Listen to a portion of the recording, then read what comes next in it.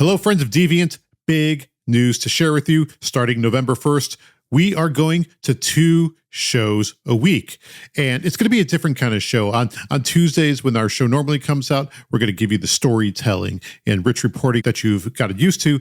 On Fridays, it's going to be a little more casual. We're going to be having conversations with people whose lives are somehow touched by crime, whether they're investigators or writers or journalists or even directors in the realm of like fiction or fake crime, if you will, TV shows, that kind of thing, novels. This is just going to be us talking, which is a chance to kind of stretch our legs a little bit. Dan and I will be kind of just picking the brains of people that are, like you said, sort of connected to this universe somehow, whether it's true crime, whether it's fiction, whether it's, TV, writing, whatever it is. There's a lot of people that have a lot of interesting stories, and I think that you're going to enjoy hearing us just kind of relax a little bit and have these interesting conversations. And we're going to enjoy hearing from you and the questions you may have for them too. And there's a couple ways that you could submit questions. We'll let you know who we're going to be talking to as far ahead as we can. The first and best way to find out and participate is visit our Patreon at deviantpodcast.com. We'll also be posting some stuff on social. There's opportunities for you to ask questions there too. That's at deviant.podcast on Instagram and TikTok. And of course, you could leave questions in the comment and reply section of YouTube or wherever you're watching or listening to the show. Speaking of which, the show will also be on YouTube, and you can see our mugs. We're actually going to be on video. So you're welcome. People are going to actually see us. People will actually see us. For better or for worse. I think for better. We're handsome fellows. The following show contains material which may not be suitable for all audiences.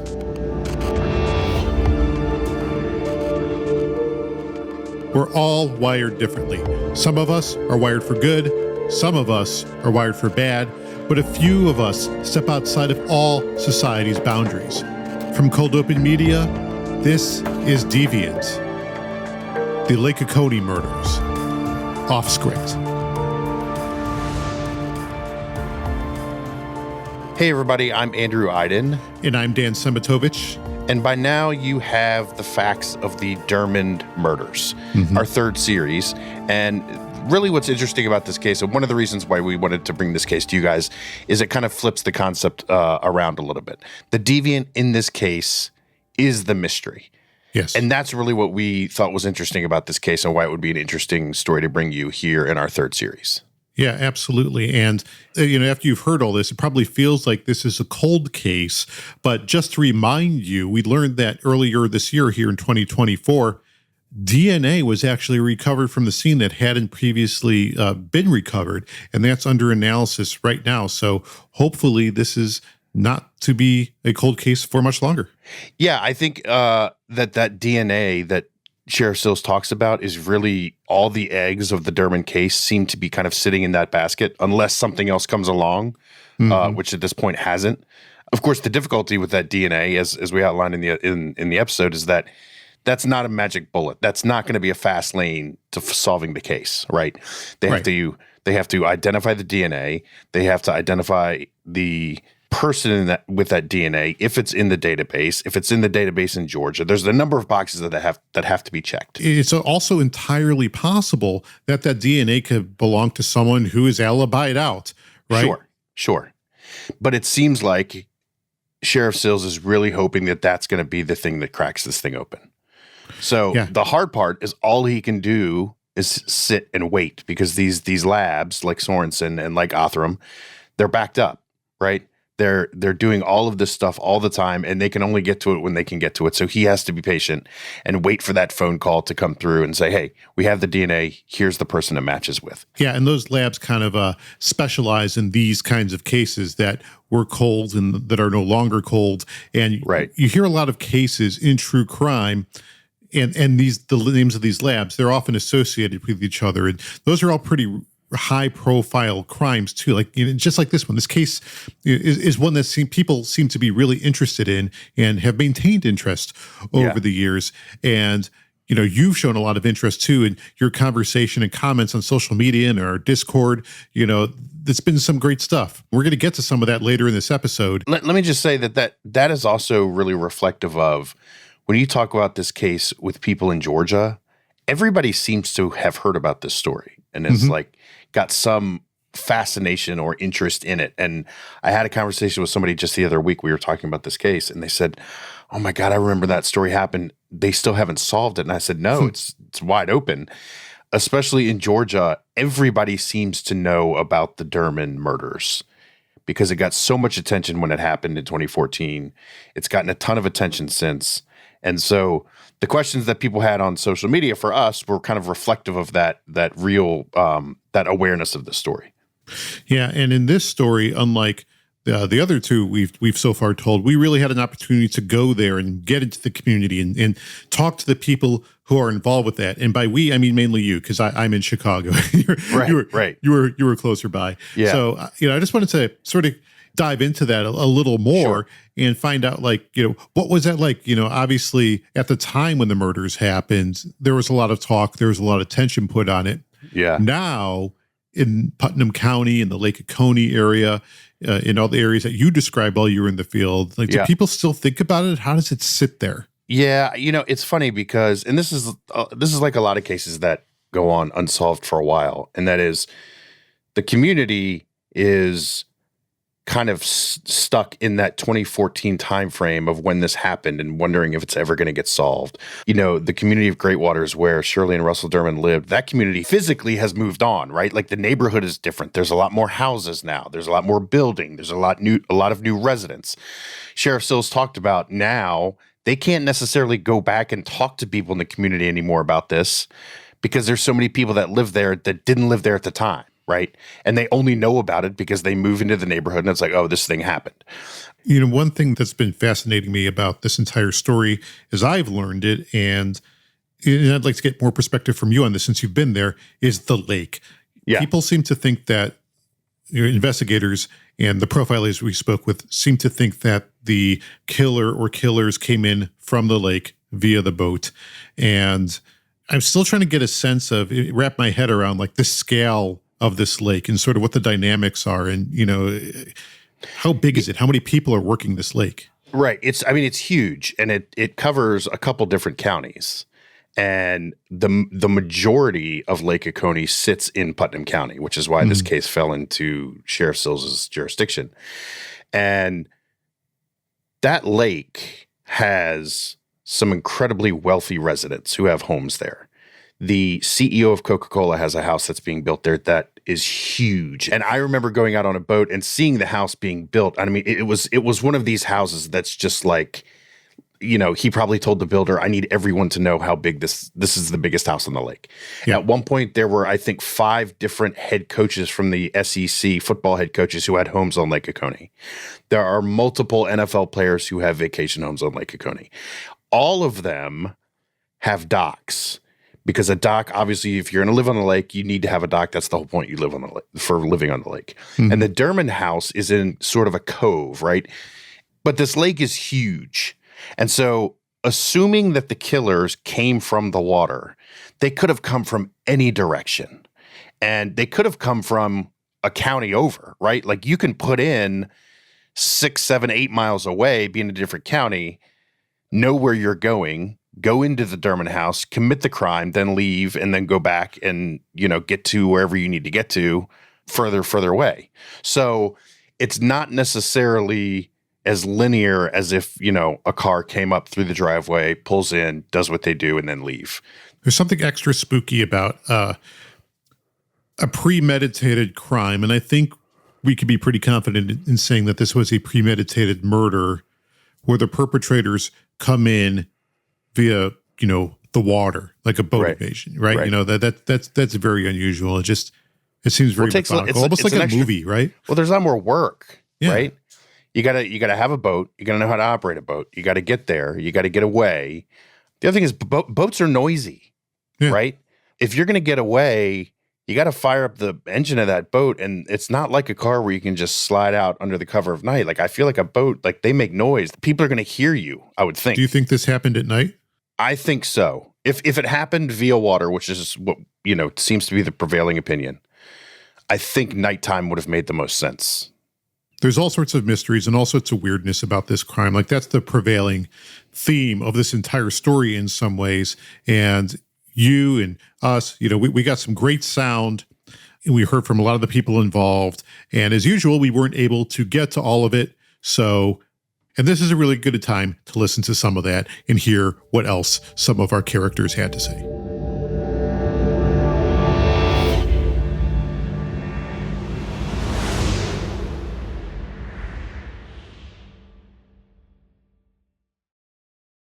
When you talk to people who are involved in this case, and when you talk to people who followed it too, oftentimes people draw a direct line because of the nature of Russell Dermond's death and the fact that his head was cut off.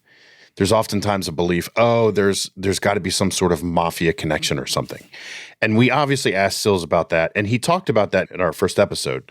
But he talked a little bit more about it and was definitive about what he thought about not only the mafia possibilities, but kind of the ritualistic element of this decapitation and how they looked at Russell Dermond's background. And so he talked a little bit about that.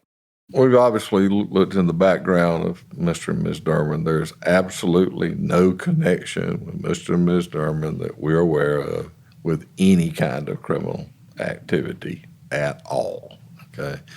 After World War II, went to college on the GI Bill, worked for the Seth Thomas Clock Company, which eventually was bought out by 2 or 3 different things, and left them and went into the fast food business and owned a number of Hardee's franchises around Metro Atlanta. But we can find no connection, whatever. This decapitation had no ritualistic symbolism or anything like that either. So there's no evidence to support that at all. Here's one of the things that's always really stood out to me about this crime scene. Yeah. Is the fact that it's never happened again that we know of. You and I have both gone really deep on the Delphi murders in Indiana, the murders of Abigail Williams and Liberty German. And that crime scene, while different from what happened with Russell and Shirley Dermond, was also characterized to us as very bizarre and odd and weird and mysterious. And the more we learn about that crime scene, the more that is indeed the case. And everyone we talked to when we were talking about that case, about Delphi, most people expected a crime like that to happen again because the signatures were so unique. Right. Here, the signatures are incredibly unique too. Sheriff Sills said at one point, and this was just in the not too recent past, he was reading about a murder, I think in California, where somebody was decapitated. And first thing he did was gave the agency a call that was handling that case. So you're right, these don't happen very often. And when they do, that is oftentimes one of the first calls that he will make, is to try to connect to the possibility that this person has done it again. The fact that this is not something that happens very often also sort of points to the possibility that this may have been a targeted murder. Yeah. Yeah. Obviously, why, we don't know. That's the big question, right? But you're right. This is a very rare MO. This is a very rare occurrence, which leads, like I said, to that personalization of the murder. I've also heard the theory, we've all heard it from our profilers and from others, that this could be one of those let's commit a crime to show them how smart we are situations, right? Mm-hmm. And, as a one-off. And obviously we have no evidence that says that's what it was, but it feels like it could be one of those two. Because on the surface, you hear about these details, it sounds like a grisly serial killer type scene, but serial being serial, there's no serial here. Right. But as we've learned, the scene tells as much of the story as possible. The scene does tell us a lot of things. And the conversation that we had with Sheriff Sills and Andy Smith from the FBI, the scene did tell a lot of things to them too.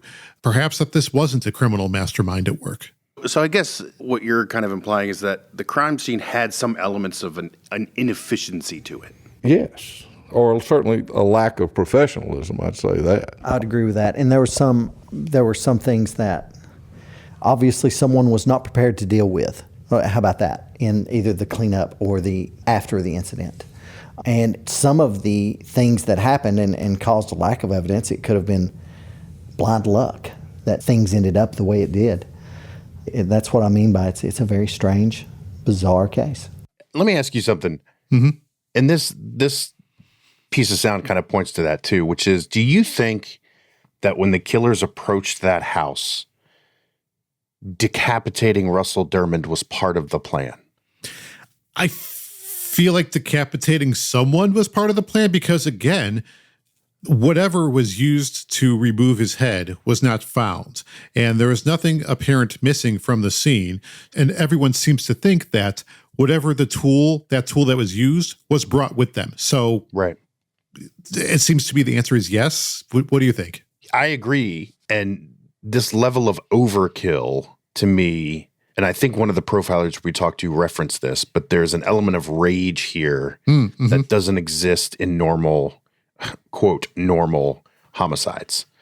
Here's the problem with rage, though. Rage kind of connotes to me like there's some spur of the moment stuff going on. Like, for as premeditated as this seems to have been, to bring that bladed weapon, to bring those rocks, to bring those bags for the for the cinder blocks, I should say, to weigh Shirley down, that's a long time to hang on to rage before an act, you know? Well, I'm no psychologist, but what you're talking about sort of is like rage in terms of snapping. Right. But also think about rage in terms of building, where it escalates over the course of a period of time. I see what you mean. And it builds up to that point, right? We can talk about the why till we're blue in the face, and I don't know if we're ever going to get that unless they've, figure out who did this. But the important thing to remember too is that there are people connected to this family and this community that lived through this. I mean, this is the kind of thing that sticks with you, right? And we talked to Pastor David Key, who was Shirley and Russell's pastor, and he gave some great insight into this. And we didn't get a chance to use a ton of what he said, but we wanted to play this because this piece kind of encapsulates all of that. So here's what he had to say. I don't feel like I can accurately answer why this occurred. What was it that motivated the person to do what they did? I don't know that. That's one of the real difficulties of this unsolved mystery, unsolved murder. And so until then, I can't dissect it 100% accurately, but I do feel fairly confident of saying there were evil dynamics that were around it. What those were, I don't fully know, but again, the gruesomeness of it really did say that something occurred either in the life of the murderers, or in the circumstances around it. There was something that was motivating it. And I don't know if it was a darkness from childhood or a darkness from the circumstances of the day it happened, but something was there. And again, I hope someday, I'll know what that is. That thought kind of goes to what you were talking about, sort of a building rage. And right. He's a pastor. This is a man who understands how the mind works in many ways, right? And how humans work. Yeah, this is a guy that kind of understands human emotions and kind of like how these things work from a spiritual perspective. Yeah, they deal with a lot of heavy emotions. They deal with the highest of highs and the lowest of lows. And one of the people who experienced the lowest of those lows was Brad Durmond, one of Russell and Shirley's children. He's obviously done a lot of thinking about all this. This mystery, this unsolved thing has been sitting with him since it happened. There's been no closure. There's been only mystery. There's only been more questions. There's only been speculating. It's been this open wound. But he does think a lot about it and what may have happened and what it means. It certainly didn't seem like it was a robbery of any kind. I mean, there was a lot of items that had a lot of value that were untouched, whether Rolex watches, cash, laptops, like electronics, that kind of stuff. So I know sheriffs also thought that possibly mistaken identity. That's always an option. Gang related. Did somebody think that they had knowledge of something that was extremely valuable? The circumstances, it certainly looks like there was more than one person involved, which our hope ultimately that will help solve the case, because the more people involved, the greater the chances are that somebody will say something to somebody. Let me ask you this. Mm-hmm. If there's more than one person involved, which seems to be the opinion, and I tend to agree with that. Yeah, me too. Multiple people, like Brad says, means that it is harder to keep it a secret. do you think that there is someone who is involved in this who is approaching a point where he might say something? Okay, so I hate to keep bringing up Delphi, but there's long been suspicion that there are multiple people involved in that crime too. They've said as much in open court, the authorities have. And many people ask the same question that you just asked. When is someone going to break? When is someone going to feel this load to be too heavy? But here's the thing. Like when you have a two-person crime like this, to drop a hint about someone else or to come and confess, it's mutually assured destruction, right? Like you are implicating yourself in a murder to turn someone else in. So you have to be ready to go to prison for the rest of your life, or depending on the state, perhaps be put to death for it, for these kinds of crimes, right? And there's almost a natural omerta in place over, multiple person crimes, especially with murder. Even if one person did the killing, the other person was just assisting or standing by, they're as culpable for that murder as the person who actually ended the lives. So it's not like that person is getting any, better treatment by coming forward. Well, but what if they go into Sills' office and say, I can tell you everything you need to know about this case, but I'm going to need a proffer. I'm going to need a deal. Yeah, queen for a day is tough. That's sort of the deal you're talking about, right? When someone goes in and says everything they know for immunity, like who's giving immunity over murder? Like, I don't think not necessarily immunity, but rather than a murder charge, a conspiracy, or some sort of lesser charge. Yeah, nobody's getting immunity for sure. Yeah. It's tough for me to see the prosecuting attorney or the district attorney who's going to make that deal in this kind of crime, right? That's not getting reduced to manslaughter. I mean, it's so much of a high-profile hot potato that it's been so high-profile that whoever committed this absolutely knows that too. They're sure they follow the coverage. They know what the big deal is. I don't think I would expect any leniency if I were them, even with a proffer deal. And it makes me think about that. When Sheriff Sills sat down with us and he told the story about going in to bust down the doors in a house where he knew there was a lot of drugs and stuff. And the guy said, is there anything I can do to get out of this? And Sheriff Sills said, yeah, you can tell me who killed Shirley and Russell Dermond. And he said, man, if I knew that, I would have told you that a long time ago. Yeah. Yeah. So people in Putnam County know, as the Sheriff Sills said, they know that this is a ticket. The incentive to stay quiet is just so strong. Yeah. What do you think about all this? What do you think of the Durman murders? What do you think happened? What are your theories? What are your questions? What are your comments? I think it's time to find out.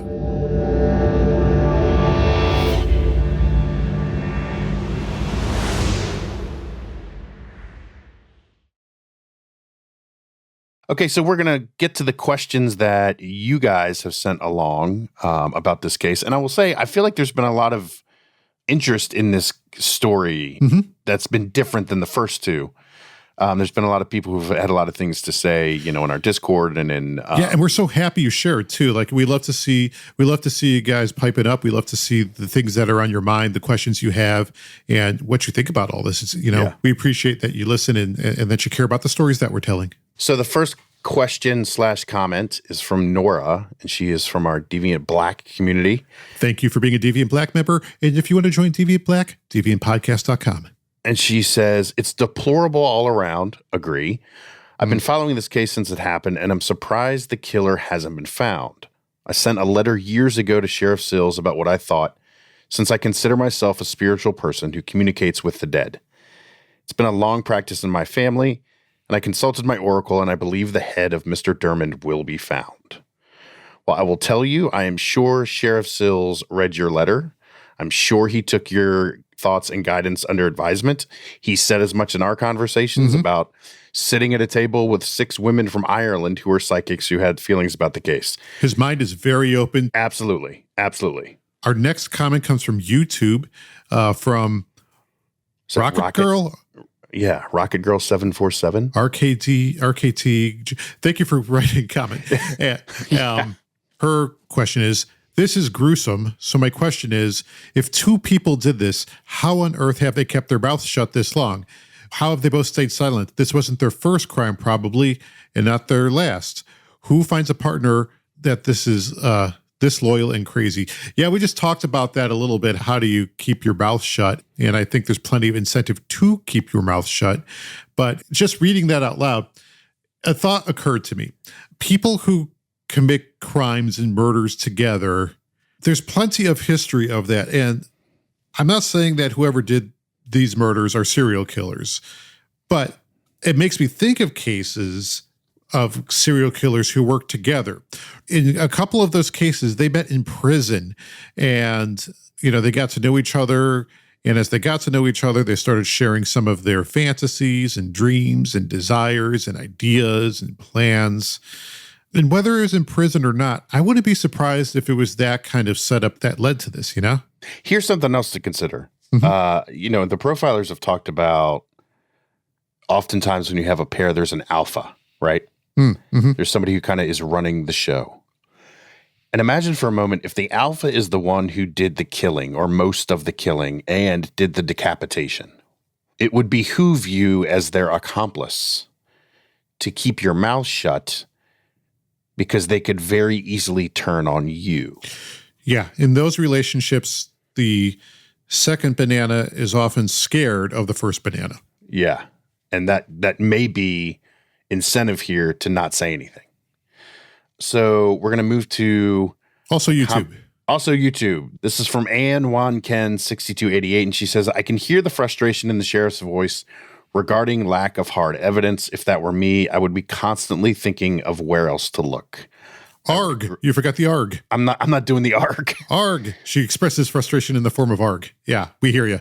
Yeah, and look, he said in the show, I think about this case all the time. And the boxes, as we said, of this case are literally sitting on the floor of his office. They are not packed away in an evidence room. He can pull out the files at any moment. And as we said before, he's open to hearing anybody's thoughts about this case. So yeah, I think he's constantly trying to figure out, what have I missed? What have I overlooked? What am I not thinking about? And again, I'll harken back to Delphi. We've talked to law enforcement in that case. And I mean, this is a law enforcement thing in general, right? What am I not thinking of? Yeah. Go back to the beginning. What am I missing? It's impossible to try to figure out what you're not thinking of, because if you're not thinking of it, you would have thought it already. Right. Yeah. Right. Exactly. That's why this job of like being an investigator, it's almost like a constant referendum on your own skills, because you're like, what did I not think about? What did I completely overlook? Right? Every case is an opportunity to just constantly question whether you're going down the right path. Mm-hmm. Mm-hmm. Our next comment comes from YouTube as well, from EC6769. Awesome information on the DNA and fingerprints. This case deserves to be solved. I hope they find answers. Great job, Deviant. Thank you very much. We agree. We want this to be solved. Hopefully the DNA and fingerprints can really lead to some useful information. And on the great job, Deviant, I thank you very much. But I also want to give a special shout out to my partner, Andrew, here, who has been following this story for a very long time, since it started, a decade ago. And this is not the first time he's been in the field out there. And I wish I were able to be there with you, but I'm here in Chicago eating hot dogs. And while you're out in the field doing work, and I just want to tip my cap to you and said you did an amazing job. Thank you very much. Which I know is very self-serving in our own show, but I just want to publicly acknowledge that you did I was really, Well, thanks. You're it was awesome, a team man. effort. And Clark, our EP, was also with us, obviously, as well. And he and I spent the day and a half over there in Eatonton. And, Sheriff Sills has been a great partner in being able to tell the story, because he's so open and honest and candid about things. And so that obviously makes it a lot more of an enriching story. Yeah, Clark's all right. So this next comment is from Deborah McCorkle on Instagram, and she says, "This is where I live. We live in a quiet town. Literally nothing like this happens. It's a rare occurrence that we even have a murder, and the Reynolds community is even more quiet. Nearly nothing heard of from that side. When this happened, the entire county and surrounding areas were in complete shock. It's like the world stood still. And even so, years later, we all still sit in wonder at what and how. Thank you for sharing this story. As sad and tragic as the story is, it needs to make its way around outside of the state." I can't really add anything else to that. I think she's right. I do think, again, this is also cliche, but somebody knows something somewhere, and it's just a matter of it getting into the right ears. Yeah. And thanks for writing in, Deborah. We appreciate the kind words. Also from Instagram, Katz Klaus writes, I think they knew them, the Dermonds, knew the area really well. A huntsman, to be able to navigate the lake quietly, but also the clean way his head was obtained. Someone who has skill and speed, no forced entry. They definitely knew the killer or killers. And how was their hearing? It could be one killer if, say, the wife had hearing issues at her age, hearing aids, then she wouldn't know what was happening in the garage if she was sleeping. Maybe the killer asked to borrow something to go hunting in the early AM, which is why he was in the garage. All that's possible. I hadn't considered the possibility of Shirley having hearing difficulties and being like whatever had occurred started before she was aware of something having started. If it happened in the middle of the night, she could have been asleep, right? Right. So I hadn't really considered that. But yeah, again, possible. From Instagram, Two Wheeled Church says mob hit, took the head back for proof. I think that if Sheriff Sills is to be believed, that's pretty much been ruled out. As he said before, there's no ritualistic signs. There was no. They went through with a fine tooth comb. They went over the paperwork and the business records and all the associates that Russell Dermond had over the years as a fast food franchise owner and a businessman. And there is seemingly nobody that would indicate any sort of organized crime syndicate connection of any kind. Same deal, I believe, with their close friends and family. There's no known ties to organized crime that can be found whatsoever. Right. Yeah. So thank you so much for writing in with your comments and your thoughts. We love that you did. We appreciate that you took the time. And that is a wrap for our exploration of the Lake Oconee murders. If something new happens, if we get some news about that DNA or if there's some break in the case, we'll be sure to revisit this. We're hoping to get a call from Sheriff Sills if that does happen. He promised me he would call if there is new developments. So we shall see. So he'll call us, we'll call you. Next time on Deviant, it's Halloween. So we're going to take a little step away from telling a real story and we're going to tell you fake stories. It's our Deviant Halloween special and we're going to get spooky. We're going to be telling you ghost stories. So take that flashlight, put it under your chin, look blankly at me like Andrew. No, it'll be fun. It'll be fun. Yeah, next week, let's have some fun. Until then, thanks for listening.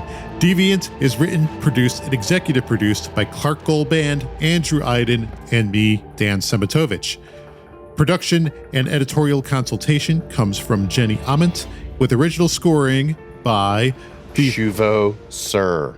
The insanely talented Shuvo Sir, who I'm a musician myself, and I am constantly and insanely jealous of what he is able to do and what I am not.